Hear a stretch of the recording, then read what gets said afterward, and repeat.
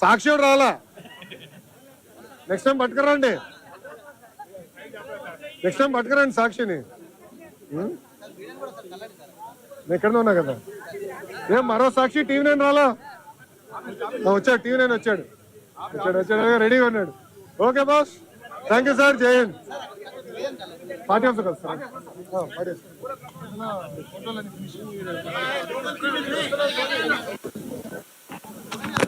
Okay.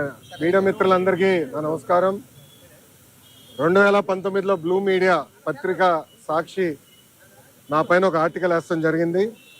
దాంట్లో ప్రధానంగా నేను మంత్రిగా ఉన్నప్పుడు విశాఖపట్నానికి అనేక సార్లు వచ్చాను. లాంజ్లో నా పైన దాదాపు 25 లక్షల రూపాయలు ఆనాటి తెలుగుదేశం పార్టీ ప్రభుత్వం ఖర్చు పెట్టిందనే వార్త వేస్తాం జరిగింది. అప్పుడే నేను లీగల్ నోటీస్ కూడా జారీ చేశాను. మీరు క్షమాపణ చెప్పాలి, నేను ఎక్కడ ఆధారాలు లేవు, రాజ్యాంగం చాలా స్పష్టంగా ఆధారాలతో ప్రింట్ చేయాలి అని చెప్తుంది. అంతేగాని ఆధారాలు లేకుండా ప్రింట్ చేస్తే అది డిఫమేటరీ నేచర్ అని చాలా స్పష్టంగా చెప్తుంది. మీరు ఎట్టి పరిస్థితుల్లో రిజైండర్ ప్రింట్ చేయండి అని ఆనాటి సాక్షి కానివ్వండి, అదేవిధంగా దేశవ్యాప్తంగా ప్రింట్ అయ్యే ప్రతి వారం ప్రింట్ అయ్యే మ్యాగజైన్ ద వీక్ కూడా మనం నోటీసులు జారీ చేస్తాం జరిగింది. ద వీక్ అవుతే ఇమీడియట్గా మా దగ్గరకు ఉన్న సమాచారం కరెక్ట్ కాదు, మీరు చెప్పిందే కరెక్టు, మేము రిజైండర్ ప్రింట్ చేస్తామని వాళ్ళు చాలా స్పష్టంగా ప్రింట్ చేస్తాం జరిగింది. కానీ బ్లూ మీడియా గురించి మీకు బాగా తెలుసు. తప్పుడు వార్త పదే పదే రాసి అది నిజం చేయాలని ప్రయత్నిస్తుంది. అదే రీతిలో వాళ్ళు ముందరికెళ్తున్నారు. అందుకే నేను గత 5 సంవత్సరాలుగా న్యాయ పోరాటం నేను చేస్తున్నా. ఇది 4వ వాయిదా. ఎన్నిసార్లే నేను వస్తాను, ఎందుకంటే నిజం నా వైపు ఉంది. గతంలో కూడా మీకు చెప్పాను. ఈ రోజు కూడా మంత్రి హోదాలో నేను వచ్చినప్పుడు పార్టీ ఆఫీసులో బస్సులో పడుకొని సొంత భోజనం నేను తింటున్నా తప్ప ప్రభుత్వం దగ్గర నుంచి కనీసం ఒక్క వాటర్ బాటిల్ కూడా నేను తీసుకోవట్లేదు. నేను ఇక్కడికి వచ్చిన వాహనం కూడా నా సొంత వాహనం, దాంట్లో డీజిల్ కూడా పోసుకుని నా సొంత నిధులతో, ఎక్కడ ప్రభుత్వం పైన ఆధారపడకూడదని మా తల్లి భువనేశ్వరి గారు నాకు చిన్నప్పటి నేర్పించారు. అదే రీతిలో ముందరకెళ్తున్నా. ఎట్టి పరిస్థితుల్లో ఈ కేసు నేను లాజికల్ ఎండ్కి తీసుకెళ్తాను. ఎన్నిసార్లు వాయిదాలు వేసినా నాకు ఇబ్బంది లేదు, ఎన్నిసార్లు రమ్మన్నా నాకు ఎలాంటి మొహమాటం లేదు. ఎందుకంటే నేను తప్పు చేయలేదు. నిజం గెలిచడానికి కొంచెం ఆలస్యమైనా నిజం గెలుస్తుందని బలంగా నమ్మే వ్యక్తిని. గతంలో కూడా నేను చూశాను, నాకు నేను కట్టుబడి ఉంటా. ఇప్పుడు మీడియా మిత్రులు కానీ ప్రశ్న ఉంటే సమాధానం చెప్పడానికి సిద్ధం. అవును సార్, అవును సార్.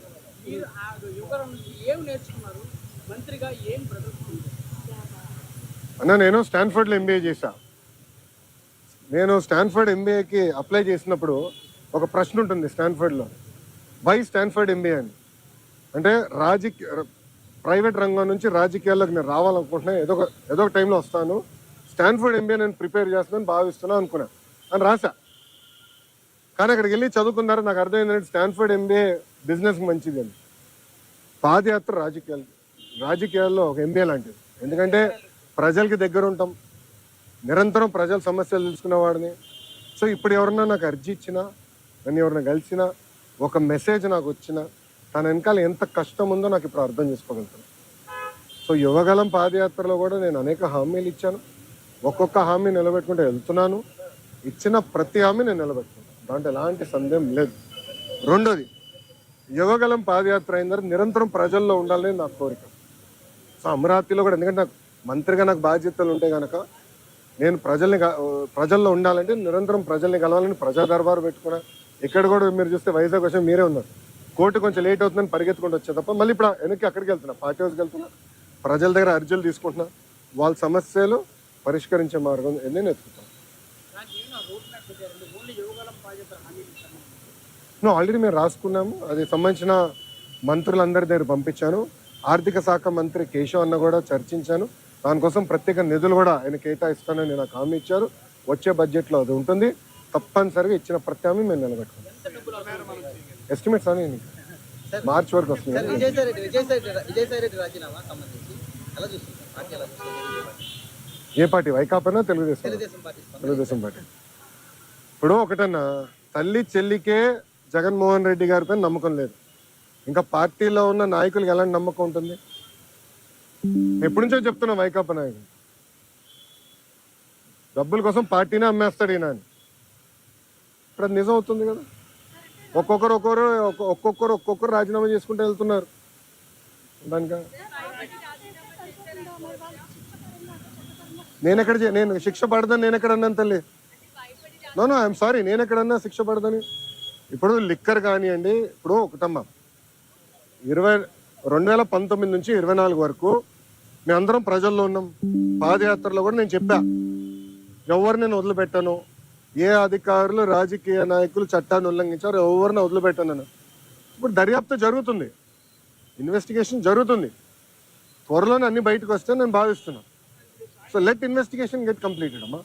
ఇక్కడ విజయసాయి రెడ్డి గారు ఉన్నారు లేదంటే ఎల్లయ్య పుల్లే ఉన్నారు అనేది టైం విల్ ఉన్నట్టాలి కదమ్మా. సో ఇన్వెస్టిగేషన్ జరగకుండా నేను ముందలే మాడతాం కూడా కరెక్ట్ కాదు. Let investigation happen.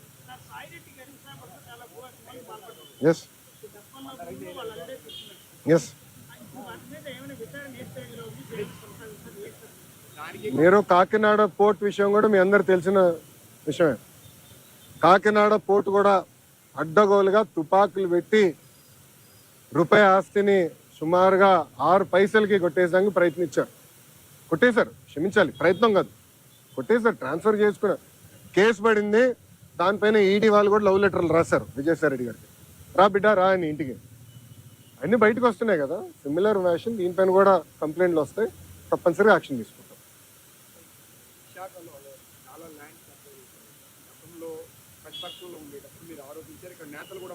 అవునండి.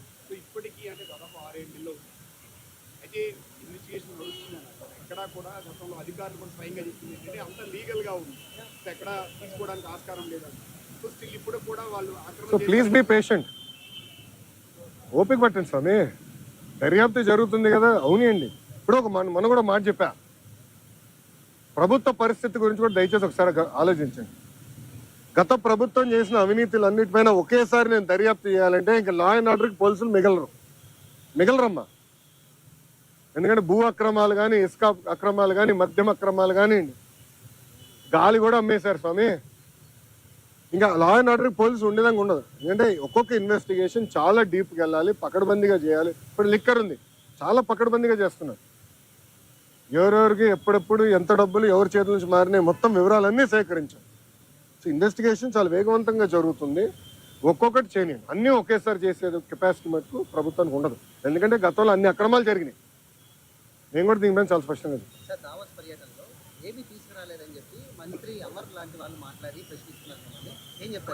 అరే కోడిగుడ్డుని నేను సూటిగా ప్రశ్నిస్తున్నా. మీరు మంత్రిగా ఉన్నప్పుడు మీరు ఏం తీసుకొచ్చారు ఆంధ్రాకి? ఏం తీసుకొచ్చారు చెప్పండి. ఇప్పుడు మేము మాకు ఇప్పుడే థ్యాంక్ యూ అన్న 7 నెలల్లో 6,33,568 కోట్ల రూపాయలు పెట్టుబడులు తీసుకొచ్చాము. 4,10,125 మందికి ఉద్యోగాలు కల్పించే పరిశ్రమలు ఆంధ్ర రాష్ట్రానికి ఎన్డీఏ ప్రభుత్వం తీసుకొచ్చింది. అది గర్వకారణం. కాగ్నిసెంట్ గురించి కూడా నేను ట్వీట్ పెట్టా కదా, చూడలేదా నా ట్వీట్? ఎవరు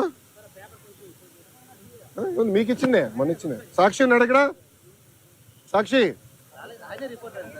రాలేదా? ఆయనే రిపోర్టరా? కేసు రాలేదా? సాక్షి ఎవరు లేడా? అరే ఆయనకి ఇద్దాం అనుకున్నానే కాగితం. ఇదన్నా చూడరా భయ్, కళ్ళు తెరువు అని అనుకున్నా. ఇప్పుడు మీరు చూడండి, బాబు గారి డావోస్కి దాదాపు 1997 నుంచి వెళ్తున్నారమ్మా. డావోస్కి వెళ్ళినప్పుడు ఎప్పుడు ఒప్పందాలు చేసుకోం. డావోస్ చర్చిస్తాం, ఇంట్రెస్ట్ ఎవరికి ఎలా ఉందో డిస్కస్ చేసి మళ్ళీ తిరిగి వచ్చిన తర్వాత ఒప్పందాలు చేసుకుంటాం. ఇప్పుడు దీంట్లో మీరు చూస్తే విచిత్రం, ఆసిల్లర్ మిత్తల్ది దీంట్లో ఒప్పందం లేదు.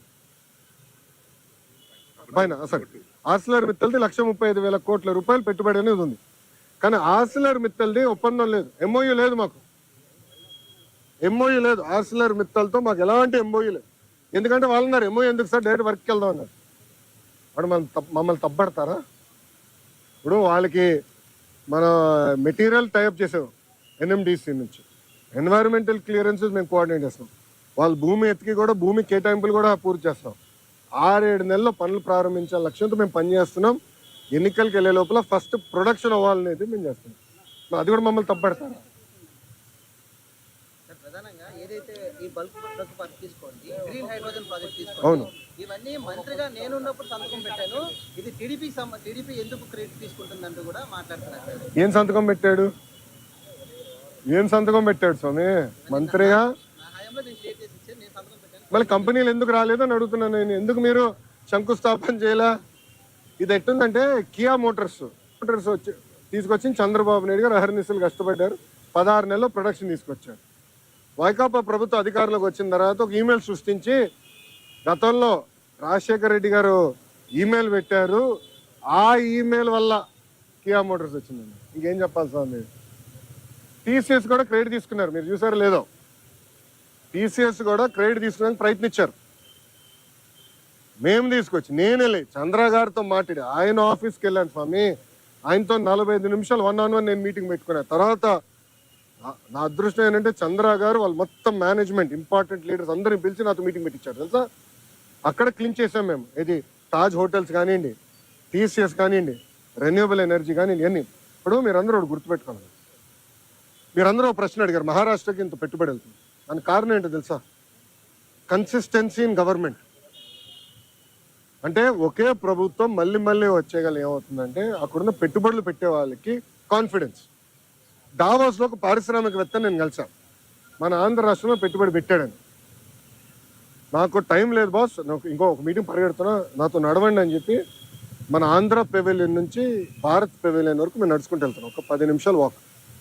ఆయన అన్నాడు, నేను జగన్మోహన్ రెడ్డి గారిని ఇదే దావాస్లో కలిసానికి ప్రయత్నించా, చాలా మంది అడిగా, కలవనని చెప్పాడు అన్నాడు. ఎందుకన్నాడు? మీరు తెలుగుదేశం పార్టీ హయాంలో పెట్టుబడులు పెట్టారు కదా అంటే, మీరు తెలుగుదేశం పార్టీ కంపెనీ, అది వరల్డ్ రినౌండ్ కంపెనీ. కనీసం వాళ్ళ సమస్యలు పరిష్కరించేదానికి గత ముఖ్యమంత్రి గారు కానీ ఇండస్ట్రీస్ మంత్రి కానీ కలవలేదు. నేను మంత్రి అయినా ఐటీ వాళ్ళతో మీటింగ్ పెట్టా, వాళ్ళు కూడా చెప్పారు కదా మీటింగ్లో. ఫస్ట్ టైం గత 5 సంవత్సరాలు ఫస్ట్ టైం ఐటీ ఇండస్ట్రీతో మీటింగ్ పెట్టేది మీరు ఒక్కరే అని. ప్రజలు కూడా ఆలోచించాలి. ఈరోజు గుజరాత్లో 5వ బీజేపీ ప్రభుత్వం ఏర్పడింది గుజరాత్లో. దానివల్ల మీరు చూస్తే గుజరాత్ ఏమో స్పీడ్గా అభివృద్ధి కార్యక్రమాలు ముందరికెళ్తుంది. మహారాష్ట్ర కన్సిస్టెంట్గా మళ్ళీ ప్రభుత్వం వచ్చింది. సో కన్సిస్టెన్సీ ఉండే గల పెట్టుబడులు పెట్టేదానికి పారిశ్రామికవేత్తలు ముందరికి వస్తున్నారు, వాళ్ళు పెట్టుబడులు పెడుతున్నారు, ముందరికి వెళ్తున్నారు. ఈ మన రాష్ట్రంలో ఏమైందంటే 2014 నుంచి 19 వరకు ఒక స్పీడ్గా వెళ్ళాం, కరెక్ట్గా వచ్చి బ్రేక్ పడింది. బ్రేక్ ఎలా పడింది కూడా నేను చెప్తాను. పీపీఎల్ రద్దు చేయలేదా?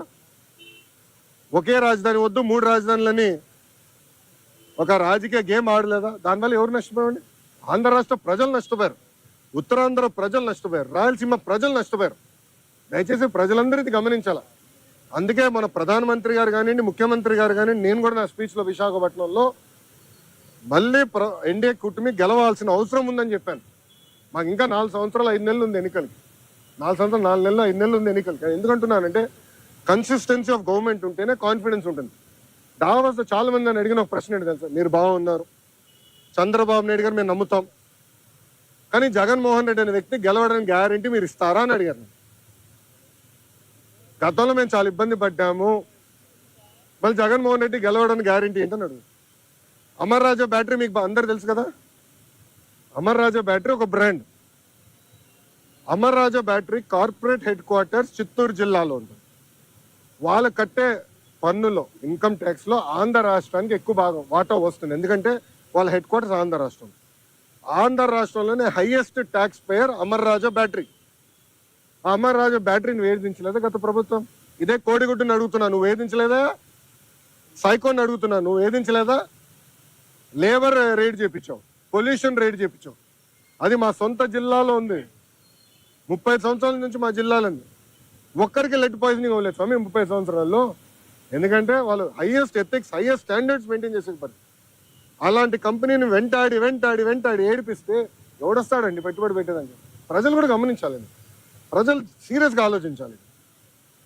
ఎందుకంటే ఈరోజు ఒక్కొక్క పారిశ్రామికవేత్తను ఒప్పించేదానికి ఎంత కష్టపడాల్సి వస్తుంది మాకు.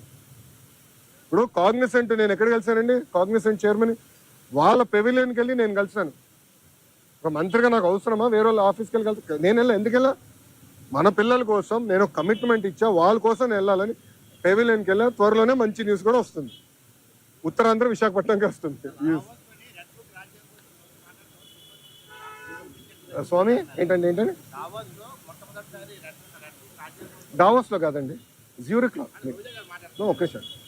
అమ్మ రోజా గారికి జ్యూరిక్కి దావోస్కి తేడా ఏంటో తెలియదు, నన్ను ఏం చేయమంటారు స్వామి? పాపం ఆమెకు తెలియదు, అంత అవగాహన లేనట్టుంది. కొంచెం వాస్తవాలు ఏంటి, జ్యూరిక్లో మేము దిగిన రోజు తెలుగు వాళ్ళందరూ బాబు గారిని కలవాలంటే మండే ఆఫ్టర్నూన్ 700 మందితో, ఎందుకంటే అక్కడ అందరూ బాగా కష్టపడతారు ఉద్యోగాలకు వెళ్ళే వ్యక్తులు. మండే ఆఫ్టర్నూన్ 700 మందితో మీటింగ్ పెట్టుకుంది. అక్కడ ఒక అతను నాకు ఎత్తాడు, చూపించాడు పేపర్, అన్న రెడ్ బుక్ గురించి మాట్లాడు అని చెప్పాడు. అతనికి సమాధానం చెప్తూ నేను మాట్లాడా, డావోస్ నేను మాట్లాడా. రెండోది మళ్ళీ చెప్తున్నా, రెడ్ బుక్ గురించి ఎందుకు వాళ్ళు భయపడుతున్నారు? రెడ్ బుక్ లో విశాఖపట్నంలో చెప్పా, విజయనగరంలో ముగింపు సభలో కూడా చెప్పా. రెడ్ బుక్ లో నేనేం చెప్పా, ఏ అధికారులు నాయకులు చట్టాన్ని ఉల్లంఘించి ప్రజల్ని తెలుగుదేశం పార్టీ కార్యకర్తలు ఇబ్బంది పెట్టారో వాళ్ళని నేను వదిలిపెట్టను అన్నా. ఎందుకు భయపడుతున్నారు స్వామి? చట్టాలు ఉల్లంఘించే వాళ్ళు అన్నాను కదా, ఎందుకు భయపడుతున్నారు? చట్టాలు ఉల్లంఘించలేకపోతే ఆగి ఇంట్లో పడుకోండి అంటే ఆమె భయపడుతుంది, చట్టం ఉల్లంఘించింది కదా. విజయసాయిరెడ్డి రాజకీయ సన్యాసం, మీరు రెడ్ బుక్ భయపడి అనుకోవచ్చు కదా? అది ఆయన నడితే బాగుంటుంది కదా సార్, నాకేం తెలుసు. మీరు ముందే చెప్పారు. నేను చట్టాన్ని ఉల్లంఘించే వాళ్ళని ఇబ్బంది పెడతాను నేను.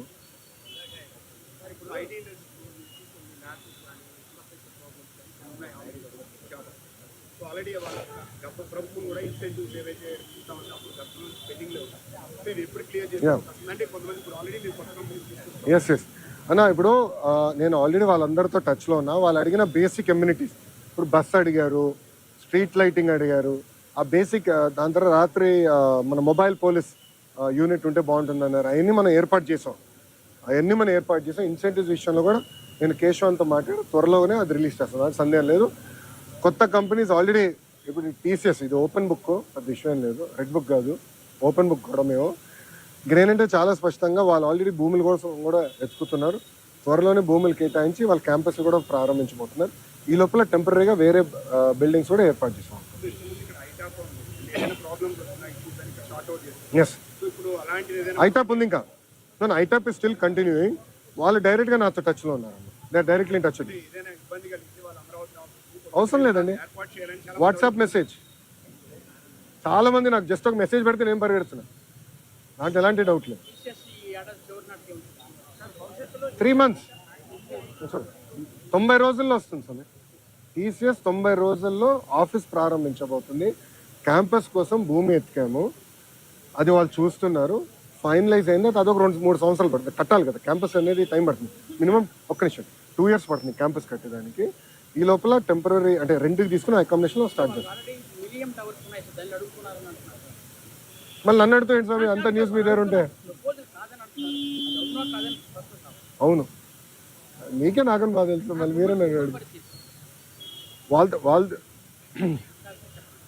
అది టెక్నికల్గా నేను చెప్పకూడదు స్వామి, ఇండియాలో ఉన్నాను, నాన్ డిస్క్లోజర్ అగ్రిమెంట్ సైన్ చేశాను నేను చెప్పకూడదు. ప్లీజ్ అండర్స్టాండ్, లీగలీ బైండింగ్ కదమ్మా. మళ్ళీ నేను ఇదే కోర్టుకి రావాలి. ఓకే, అది నేను ఎందుకంటే అది ఎన్డీఏలో ఉన్నాం కనుక అయిందా నేను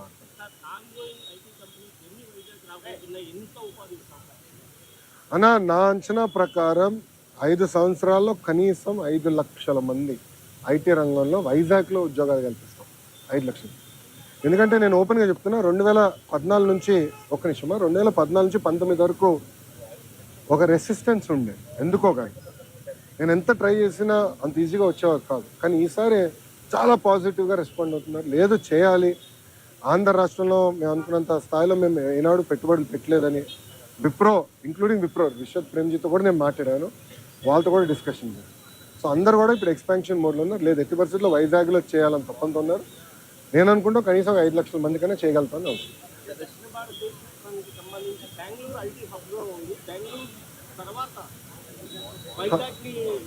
బెంగళూరు తర్వాత హైదరాబాదే స్వామి. ఇప్పుడు ఓపెన్గా మాట్లాడుకుంటే బెంగళూరు ఐటీ రంగంలో బెంగళూరు నెంబర్ 1, దాని తర్వాత వైజాగ్, దాని తర్వాత చెన్నై కూడా ఉంది. మన ప్రభుత్వ ఆలోచన ఏంటంటే ఇప్పుడు ఐటీ రంగంలో కొత్తవి వచ్చినాయి. ఇప్పుడు డీప్ టెక్నాలజీ, మనకి బిగ్ డేటా, మనకి ఆర్టిఫిషియల్ ఇంటెలిజెన్స్ ఇవన్నీ వచ్చినాయి. అవన్నీ వాడి మనం లీప్ ఫ్రాగ్ చేయాలనేది మనం ఒక లక్ష్యంగా పెట్టుకున్నాం. దాంట్లో భాగంగా డేటా సిటీ ఒకటి డిస్కస్ చేసాము, కాగ్నిసెంట్ వాళ్ళతో మాట్లాడాము, టీసీఎస్ వాళ్ళు వచ్చేసారు, ఇన్ఫోసిస్ వాళ్ళు క్యాంపస్ ఎత్తుకుతున్నారు, దాని తర్వాత విప్రోలో ఎక్స్పాండ్ చేస్తాం అనుకుంటున్నారు.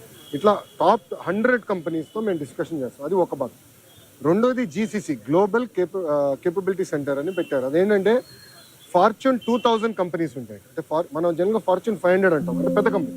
దాని కింద ఉంటాయి అంటే $200 million, $300 million రెవెన్యూ ఉన్న కంపెనీలు కూడా ఉంటాయి. అంటే 2,500 కోట్ల నుంచి 3,000 కోట్ల రెవెన్యూ కంపెనీ. వాళ్ళందరూ కూడా భారతదేశంలో ఒక డెవలప్మెంట్ సెంటర్ పెట్టాలనుకుంటారు. దాన్ని జీసీసీ అంటారు. ఆ జీసీసీ కూడా డైరెక్ట్గా వాళ్ళు పెట్టుకుని ఏం చేస్తారంటే కాగ్నిసెంట్ అన్నో ఏఎన్ఎస్ఆర్ లాంటి సంస్థలతో వాళ్ళు మాట్లాడి మీరు పెట్టండి, మీ దగ్గర మేము కొంటామండి. సో వాళ్ళతో కూడా మేము టచ్లోకి వెళ్ళి వాళ్ళు కూడా మీరు జీసీసీ పెట్టండి, భూములు నేను చౌకగా ఇస్తా. నేను ఏ స్థాయికి వెళ్ళానంటే మీ అందరికి అయినండి, మొదటి 500 ఐటీ కంపెనీలకి భారతదేశంలోనే ఎవరిని ఇవ్వని విధంగా అతి తక్కువ ధరకి భూమి ఇస్తాను నేను హామీ ఇచ్చా. అతి తక్కువ ధర ఫస్ట్ కేటాయింపు అయిన తర్వాత మీరు ఆశ్చర్యపోతారు. నేను కమిట్మెంట్ ఇచ్చాడు హౌస్లో మొదటి 500 కంపెనీలు. ఇది ఎందుకు చెప్తున్నానంటే విశాఖపట్నాన్ని తీసుకురాండి. ఒక పక్కన మనకి టాలెంట్ ఉంది, దాంట్లో ఎలాంటి సందేహం లేదు. బట్ కంపెనీలు కూడా తీసుకురావాలంటే భూములు కానివ్వండి, ఎక్కువ సిస్టమ్ మనం ఏర్పాటు చేయాల్సిన అవసరం. అది చేశాం. గతంలో హెచ్సిఎల్ కూడా నేను అట్టనే ఇచ్చాను. చాలా మంది ఎగతాలు చేశారు. కానీ ఈరోజు వెళ్ళి మీరు చూడండి, విజయవాడలో హెచ్సిఎల్ ఎక్స్పాండ్ చేస్తున్నారు. ఇప్పటికే 4,000 మంది పనిచేస్తున్నారు. అది ఎక్స్పాండ్ చేస్తున్నారు. అదే ఆనాడు మేము వేసిన ఇస్తున్నాం. విశాఖపట్నంలో పెద్ద ఎత్తున ఐటీ పరిశ్రమలు వస్తాయి. Mark my words, date time stamp కూడా చేస్తున్నాం. వాళ్ళు ఆపమంటున్నారు, మీరేం ప్రశ్నలు అడుగుతున్నారు. మీకెండ మీకు బాగా చోట్ల సరిపోతుందా? నాకు పర్లేదు, నాకు అలవాటే కదా, పాదయాత్రలో నడిచే కదా అయ్యి ఉంది.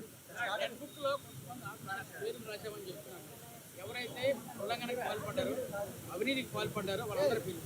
కానీ గవర్నమెంట్ లో చాలా మంది అటువంటి వాళ్ళు కీలకమైన పోస్టింగ్స్ ఇచ్చారు. ఎవరికి ఇచ్చామండి కీలకమైన పోస్టింగ్? చాలా మందికి ఇచ్చారు సార్. ఎవరికి ఇచ్చాం స్వామి? మీరు చూస్తే చాలా మంది IAS officers waiting for posting. వినండి కొంచెం, నేను కూర్చోండి. చాలా మంది ఐపీఎస్ ఆఫీసర్స్ కూడా వెయిటింగ్ ఫర్ పోస్టింగ్. ఆల్రెడీ కేసులు కూడా పెట్టాము, ఇన్వెస్టిగేషన్ జరుగుతున్నాయి. రానియండి, జిల్లా స్థాయిలో పనిచేసే అధికారులు చాలా మంది అవినీతి 1 by 1 చేయనియండి సార్. మీకు సిస్టమేటిక్. ఇది కక్ష సాధింపు కాదు, చట్టం ప్రకారం నేను వెళ్ళాలి. Let me do my duty అమ్మా.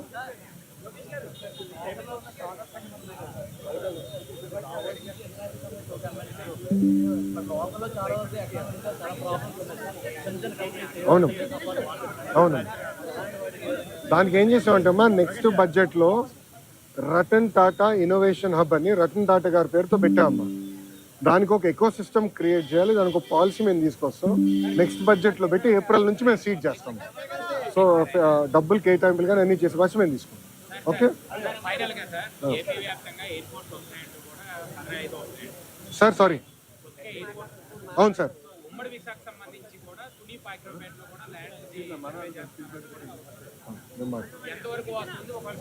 మంచి పాయింట్, నేను మాట్లాడతాను సార్. ఇప్పుడు పాయక్రోపేట తుని ప్రాంతంలో ఎయిర్పోర్ట్ గురించి వాస్తవంగా అది ఒకసారి నేను రాముతో మాట్లాడి, మళ్ళీ రాము అంటే వైకాపాలు ఏడుస్తున్నారంటే మధ్యన. మొన్న రాము అంటేనే ఏడ్చారు ఏంటో నాకు అర్థంలే. రాముని రాము కాకపోతే ఏమనాలి? రాముడు మంచి బాలుడు అనాలా ఏంటి? సో రాముతో నేను మాట్లాడి వెల్కమ్ బ్యాక్ అమ్మా, కొంచెం టైం లేదు. అది కాదు, విచిత్రం అంటే చెప్తాను. ఈరోజు మీరు ఎవరు విశాఖ స్టీల్ ప్లాంట్ గురించి అడగల. మొన్నటి వరకు ఒక్క నిమిషం ఆగండి అమ్మా, ఒక్క నిమిషం ఆగండి. మీడియా మిత్రుల్లో ఎప్పుడు అడిగినా విశాఖ స్టీల్ ప్లాంట్ అని ఫస్ట్ బుల్లెట్ నాలో దింపేవారు. నేను ఆనాడు ఏం చెప్పాను? ప్రైవేటీకరణ జరగనీయము, అవ్వదు, మార్క్ మై వర్డ్స్ అని చెప్పా. ఈరోజు కట్టుబడి ఉన్నా స్వామి, మేము కట్టుబడి ఉన్నాం. ఎన్డీఏ ప్రభుత్వం ప్రజల దయవల, ఇదేదో మేము మా గొప్పతనం కాదు, ప్రజలు అద్భుతమైన మ్యాండేట్ ఎన్డీఏకి ఇచ్చింది కనుక ఈరోజు మేము మాట్లాడగలుగుతున్నాం. భారతదేశంలో అనేక ఉక్కు ఫ్యాక్టరీలు ప్రైవేటీకరణ జరుగుతుంటే కేవలం ఒక విశాఖ ఉక్కు కాపాడుకోగలం. దానికి కారణం మీరు ప్రజలు మాకు ఇచ్చిన మ్యాండేట్. 7 నెలల్లో స్టెబిలిటీ కోసం సుమారుగా 1,300 నుంచి 1,600 కోట్ల రూపాయలు స్టెబిలిటీ కోసం తీసుకొచ్చాం. ఇప్పుడు 11,000 కోట్ల రూపాయలు కేంద్ర ప్రభుత్వం నిధులు తీసుకొచ్చాం. ఆంధ్ర రాష్ట్ర ప్రభుత్వంగా సుమారుగా 2,500 కోట్లు వేస్తున్నాం. ఇది by way of water, by way of power. Stability ఇచ్చడం.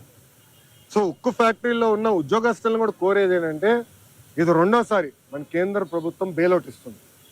మొదటిసారి ఇట్లనే ఎన్డీఏ ప్రభుత్వంలో తెలుగుదేశం పార్టీ భాగస్వామి అయినప్పుడు ఆనాటి ప్రధానమంత్రి వాజ్పేయి గారు సుమారుగా 13,000 కోట్లు ఇచ్చారు, 1,300 కోట్లు ఇచ్చారు. ఇప్పుడు 11,000 కోట్ల రూపాయలు ఇస్తున్నారు. ఇదంతా మనం దేశం కోసం మరి తిరిగి ఇవ్వాల్సిన బాధ్యత మనది. ఇదంతా ఎక్విటీ రూపంలో వస్తుంది, అప్పు కింద కాదు, మొత్తం ఎక్విటీ రూపంలో వస్తుంది. కానీ ఉక్కు ఫ్యాక్టరీ ఉద్యోగస్తులు కూడా నేను కోరేది ఏంటంటే, కష్టపడతాం, డివిడెండ్ల ద్వారానో ఉద్యోగాల ద్వారానో తిరిగి దేశానికి మనం చెల్లిద్దామని నేను కోరుతున్నాను. ఏదమ్మా క్యాప్టివ్ మైండ్స్ అండి, క్యాప్టివ్ మైండ్స్ లేకపోవడం వల్ల మీరు ఎంత చెప్పినా సరే మీరు ఎంత ఒక్క నిమిషం.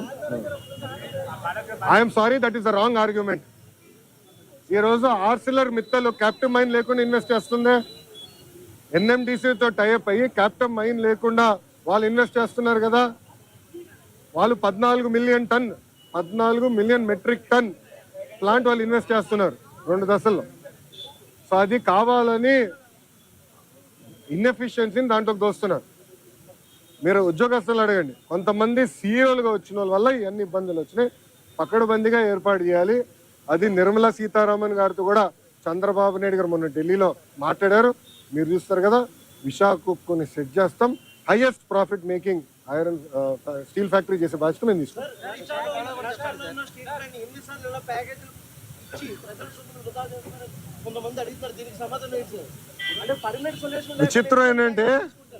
విచిత్రం ఏంటంటే చేయకపోతే ఏమో ప్రైవేటీకరణ అని మీరే అడుగుతారు, ఇస్తే ఏమో ప్రజల డబ్బు వృధా చేస్తాను అన్న ఒక మాట. విశాఖ ఉక్కుకి చాలా ఎమోషనల్ అటాచ్మెంట్ ఉంది ఆంధ్ర రాష్ట్ర ప్రజలకు. ఆనాడు విశాఖ ఉక్కు ఆంధ్రుల హక్కు అని ఎంతోమంది త్యాగాలతో విశాఖ ఉక్కు ఏర్పడింది. కొంతమంది అధికారుల ఇన్ఎఫిషియన్సీ వల్లనే, మళ్ళీ ఐఎమ్ రిపీటింగ్, కొంతమంది అధికారుల ఇన్ఎఫిషియన్సీ వల్లనే ఆ ఉక్కు ఫ్యాక్టరీ ఇలాంటి పరిస్థితికి వచ్చింది. లేదంటే it is one of the highest profit making. విశాఖకున్న టెక్నాలజీ కూడా అద్భుతమైన టెక్నాలజీ. అన్నా నేను హైదరాబాద్లో ఇల్లు కట్టుకున్నప్పుడు విశాఖ స్టీలే వాడా. ఇప్పుడు అమరావతిలో ఇల్లు కట్టబోతున్నా, విశాఖ స్టీలే వాడతా. ఎందుకంటే నాకు నమ్మకం ఆ స్టీల్ మీద. క్వాలిటీ, ఒక్క నిమిషం ఏంటండి పూర్తి, క్వాలిటీ పైన నాకు నమ్మకం. అంటే అంత మంచి టెక్నాలజీ ఉంది విశాఖ. కొంతమంది లీడర్షిప్ వల్ల దెబ్బతిన, అది నిర్మలా సీతారామన్ గారితో కూడా చర్చ జరిగింది. పకడ్బందీ లీడర్షిప్ని మేము తీసుకొస్తాం, దాని దారిలో పెడతాం, డివిడెండ్ ద్వారా ఉద్యోగాల ద్వారా మళ్ళీ దేశాన్ని తిరిగి మేము డబ్బులు ఇస్తాం. ఓకేనా? పాపం మీ వాళ్ళకి చోట్ల గారిపోతున్నాయి. ఒక్క నిమిషం, మళ్ళీ సమాధానం చెప్పొస్తే పారిపోయానని మీరే రాస్తారు. బాగండి, చెప్పండి సార్. సారీ, రిపీట్ చేయండి సార్. సాయిరెడ్డి గారు ఏమన్నారండి? రాజకీయ సన్యాసం తీసుకుంటున్నా అని చెప్పారు. ఇంకా మళ్ళీ దాని పార్టీలో చేరేది, టీడీపీలో చేరేది ఏమన్నా?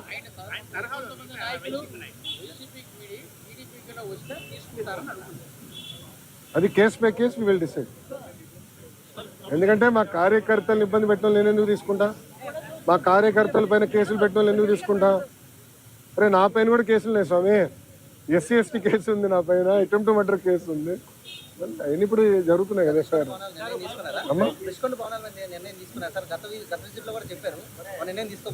తీసుకోవాలమ్మా. ప్రజలకు ఓపెన్ చేయమంటారా? చూడాలేమో ప్రజలు కూడా. ఒక 3 నెలలు ఓపెన్ చేద్దాం. భారీ ప్యాకేజ్ విడుదల చేయడం ఓకే. స్టీల్ ప్లాంట్ పైన 8 సంవత్సరాలు పోరాడుతున్న వ్యక్తులు ఒకే ప్రశ్న అడుగుతున్నారు. ప్రైవేటీకరణ విషయంలో ప్రభుత్వం ఎందుకు క్లారిటీ ఇవ్వలేకపోతుంది? ప్యాకేజ్ ఇస్తున్నారు. స్వామి ఒక్క నిమిషం. ఎన్నిసార్లు చెప్పాలి స్వామి? ఐఎమ్ సారీ, ఒక్క నిమిషం. చంద్రబాబు నాయుడు గారు చెప్పారు, కుమారస్వామి గారు చెప్పారు, నేను చెప్పా, ఇంకెంతమంది చెప్పాలి స్వామి? ఇంకెంత హామీ ఇవ్వాలి? అరే ప్రైవేటీకరణ జరగదని చెప్తే మళ్ళీ ఇంకా డౌట్ ఏంటి స్వామి? ఒక్క నిమిషం, మీరు ఏ మీడియా స్వామి? ఒక్క నిమిషం, మీరు కొంచెం చదవాలి స్వామి. ప్రైవేటీకరణ జరగదని చెప్పిన తర్వాత ఇంకేం డౌట్ స్వామి? నేను స్ట్రైట్ క్వశ్చన్ మిమ్మల్ని అడుగుతున్నా. ప్రైవేటీకరణ జరగదని నేను హామీ ఇచ్చా, నిధులు తీసుకొచ్చాం, క్యాపిటేషన్ చేసా, ఇంకేం హామీ ఇవ్వాలి నీకు? బాండ్ పేపర్ రాసేవాళ్ళ? ఒక నిమిషం, బాండ్ పేపర్ రాసేవాళ్ళ నీకు? అరే అందరు జగన్ లాగా ఉండరు. గుర్తుపెట్టుకో. ఏం స్వామి మీరు కూడా అటు మాడితే అది కాదు, అడిగేదాన్ని కూడా ఒక అర్థం ఉండాలి. సార్ ఒక్క నిమిషం, మీడియా మిత్రులు కూడా మీరు ఆలోచించండి. ఈ ప్రశ్నకి ఏమైనా అర్థం ఉందా? ఇప్పుడు నేను ప్రైవేటీకరణ జరగనీయనని నేను హామీ ఇచ్చా. 7 నెలల్లో ఎంపీ గారు పోరాటం వల్ల, ఎమ్మెల్యేల పోరాటం వల్ల 1600 కోట్ల రూపాయలు తీసుకొచ్చాం.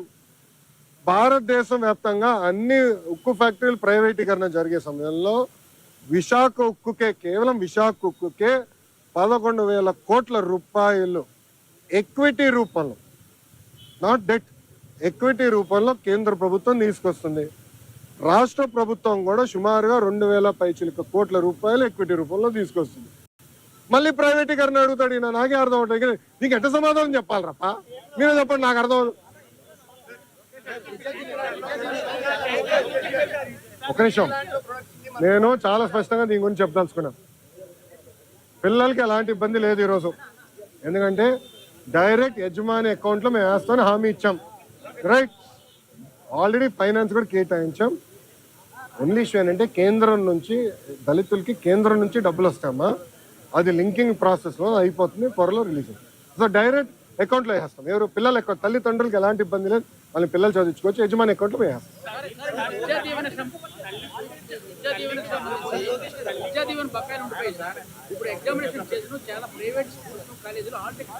ఒక నిమిషం, ఎవరు ఇవ్వట్లేదు నాకు చెప్పండి, కఠినంగా యాక్షన్ తీసుకుంటా. ఒక నిమిషం, నేను యాక్షన్ తీసుకుంటా. ఒక నిమిషం, నేను యాక్షన్ తీసుకుంటా. ఒక నిమిషం అమ్మా, నేను పూర్తి చేయనండి. సార్ ఆగండి సార్. సార్ మీరు వినండి. మేము కలెక్టర్ గారికి క్లియర్గా చెప్పాము, ఆల్ మేనేజ్మెంట్స్తో మాట్లాడమని చెప్పాము. ఎవరినట్టు చేస్తే కఠినంగా మేము యాక్షన్ తీసుకుంటాం, దాంట్లో ఎలాంటి సందేహం లేదు. పిల్లలు ఆగే ఎగ్జామ్ రాసుకోవచ్చు, డైరెక్ట్గా కాలేజ్ అకౌంట్లో డబ్బులు వేసే బాధ్యత మాది. ఓకేనా? ఇప్పుడు ఒక నిమిషం, గత ప్రభుత్వం, ఒక నిమిషం చప్పట్లు కొట్టే మనలో, గత ప్రభుత్వం సుమారుగా 3,000 కోట్ల రూపాయలు బకాయిలు పెట్టిపోయింది. ఎందుకు పెట్టారో వాళ్ళని అడగండి, కోడిగుడ్డుని అడగండి ఒకసారి. ఎందుకు బకాయిలు పెట్టిపోయినాడు? 3,000 కోట్ల రూపాయలు మేము కట్టాల్సిన అవసరం, కడతాం, టైం పడుతుంది. ఇంకా ముందర ఇయర్ రెగ్యులరైజ్ చేయాలి, బకాయిలు కూడా ఫేజ్డ్ మేనర్గా మేము చెల్లిస్తాం. ఓకేమా?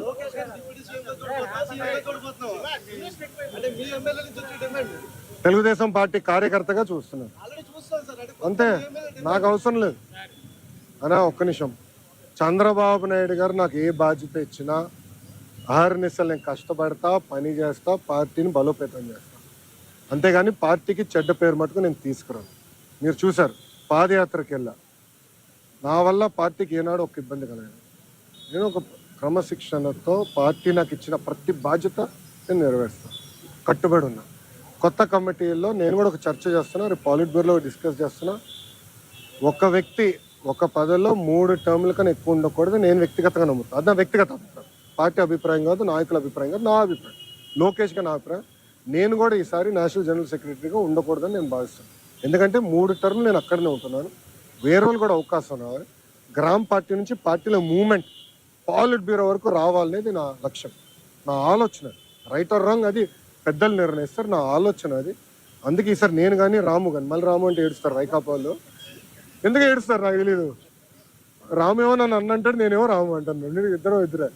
సో రాము కూడా మొన్న రాము నేను కూడా మాడుకున్నాం, దావోస్లో కూడా లంచ్ చేస్తుంటే మేము మాడుకున్నాం.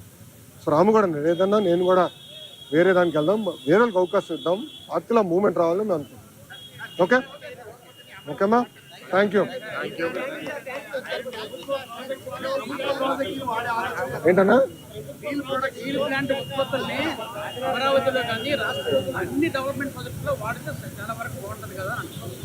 అన్న కరెక్ట్ అన్నా, కానీ దానికి ఏమవుతుందంటే అది లీగలీ బైండింగ్ ఆపవచ్చు, అది ప్రాబ్లం. అంటే రేపు ఇప్పుడు ఓపెన్ మార్కెట్ ఉన్నప్పుడు ఏమవుతుందంటే, రేపు ఎవరన్నా కోర్టుకు వెళ్ళి ఒకటి కేసు ఇస్తారు, ఇంకో వాళ్ళు ₹1 తక్కువ ఇస్తున్నారంటే ఫినిష్డ్, అడిగే వాళ్ళు గొడవలు అవుతుంది. ఆ ప్రాబ్లమ్స్ ఉన్నాయి, అది కూడా డిస్కస్ చేసాము. అది టెండర్ ప్రాసెస్ ఫాలో అయిపోతే మనం అందరూ ఇబ్బంది పడతాం. ఓకేనా, హ్యాపీనా? All question answer. సాక్షి రాలా, నెక్స్ట్ టైం పట్టుకురండి, సాక్షిని.